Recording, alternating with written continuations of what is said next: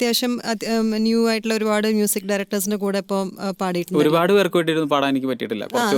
അത്യാവശ്യം കുറച്ച് പേർക്ക് പാടിയിട്ടുണ്ട്. അപ്പം ഇനി ഒരു ഡ്രീം ഉണ്ടല്ലോ നമുക്ക്, ഇനി എനിക്കൊരു ഇന്നയാളുടെ കൂടെ പാടിയാൽ കൊള്ളാമെന്നുണ്ട് എന്നുള്ളത് പറഞ്ഞ പോലെ അങ്ങനത്തെ. അങ്ങനെ ചോദിച്ചാൽ എനിക്ക് വിദ്യാജിക്ക് വേണ്ടി ഒരു പാട്ട് പാടണമെന്ന് ഭയങ്കര ആഗ്രഹമുണ്ട്. പക്ഷെ അതെന്തെങ്കിലും നടക്കുമെന്നും അറിയില്ല. എന്നാലും കാരണം ഞാൻ അത്ര ഇഷ്ടപ്പെടുന്ന സംഗീത സംവിധായകനാണ് വിദ്യാജി.